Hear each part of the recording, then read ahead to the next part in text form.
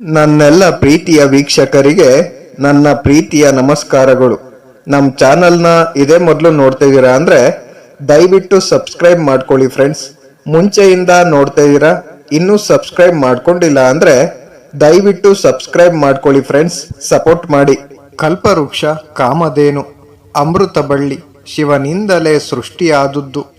ಉತ್ತಮ ಪುರುಷರು ಶಿವನಿಂದಲೇ ಸೃಷ್ಟಿಯಾದರು. ಆತ್ಮವೆಂಬ ಪರಿಶುದ್ಧ ಗಂಗೆಯಲ್ಲಿ ಮಿಂದು ಜ್ಯೋತಿರ್ಲಿಂಗವನ್ನು ಅರಿತರೆ ಆತ ಮಾಡಿದ ಪಾಪಗಳು ನಾಶವಾಗಿ ಪರಮಾತ್ಮ ಸ್ವರೂಪನಾಗಿಯೇ ಇರುವನು. ಆಸೆಯನ್ನು ಬಿಡದವನಿಗೆ ಕಾವಿ ಬಟ್ಟೆ ಏಕೆ? ಹರಕು ಕಂಬಳಿಯ ಒದ್ದರೇನು? ಜಟೆಯನ್ನು ಕಟ್ಟಿದರೇನು? ತಲೆಯನ್ನು ಬೋಳಿಸಿಕೊಂಡರೇನು? ಮೂರು ಪ್ರಕಾರದ ಮೇಲಿನ ಆಸೆ ಬಿಟ್ಟರೆ ಮುಕ್ತಿ ಸಾಧ್ಯ. ಮರಗಳಿಗೆ ಬಡಿದರೆ ಮರ ಹತ್ತಿ ಉರಿಯುವುದು, ಪಟ್ಟಣಗಳ ಮೇಲೆ ಬಡಿದರೆ ನಾಶವಾಗುವುದು. ದೊಡ್ಡ ಸದ್ದು ಮಾಡುವುದು ಯಾವುದು? ಮಿಂಚು, ಗುಡುಗು.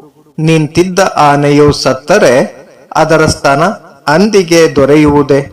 ಅಂತೆಯೇ ಪ್ರಸಿದ್ಧ ದಾನಿ ಬಡವನಾದರೆ ಆತನ ಶ್ರೇಷ್ಠ ಹುದ್ದೆ ಜಿಪುಣನಿಗೆ ದೊರೆಯುವುದೇ? ಜೋಳದ ಪದಾರ್ಥಗಳನ್ನು ತಿನ್ನುವವನು ತೋಳದಂತೆ ಬಲಿಷ್ಠನಾಗುವನು.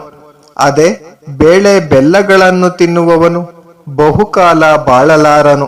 ಒಬ್ಬ ಮಣೆಯ ಕಟ್ಟಿದನು, ಮತ್ತೊಬ್ಬ ದಾರವನ್ನು ಹೊಸೆದನು, ಮತ್ತೊಬ್ಬ ಸಂತೆಯಲ್ಲಿ ಎಣವನ್ನು ಮಾರಿದನು. ಅಂದರೆ ಅವರು ಮಾರಿದ್ದು ಮೀನು, ಬಟ್ಟೆ. ಸೃಷ್ಟಿಗೆ ಬ್ರಹ್ಮನೇ ಕಾರಣನೆಂಬ ಮಾತು ಏಕೆ? ಶಿವನಿಂದ ತಲೆ ಕಡಿಸಿಕೊಂಡ ಬ್ರಹ್ಮ ಮತ್ತೆ ತನ್ನ ತಲೆಯನ್ನೇಕೆ ಸೃಷ್ಟಿಸಿಕೊಳ್ಳಲಿಲ್ಲ? ನಾಡಿಗೆ ಸಜ್ಜನ, ಹಾಸ್ಯಕ್ಕೆ ಹನುಮಂತ, ಭಕ್ತರಲ್ಲಿ ವಿಷ್ಣು ಹೇಗೆ ಶ್ರೇಷ್ಠರು, ಅಂತೆಯೇ ದೇವರುಗಳಲ್ಲಿ ಮುಕ್ಕಣ್ಣ ಶಿವನೇ ಶ್ರೇಷ್ಠ. ಮಲ್ಲಿಗೆ ಹೂವಿನ ಹುಳಿ ಕಲ್ಲಿಗೆ ಗಂಟಾಗುವುದು, ಅಲ್ಲಿಗೆ ನೊಣವು ರುಚಿಯಾಗಿರುವುದು. ನಿಜ, ಏಕಾಂತ ದೊರೆತಿದ್ದರೂ ನಿಜ. ಬ್ರಹ್ಮನನ್ನು ಅರಿಯದೆ ವ್ಯರ್ಥ. ಜಪ ಮಾಡುವ ಯೋಗಿಯು ಎಂದೆಂದಿಗೂ ಮುಕ್ತಿಯನ್ನು ಪಡೆದುಕೊಳ್ಳಲಾರ.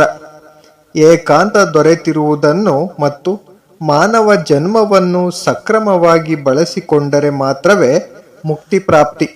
Thank you for watching friends. Please subscribe my channel.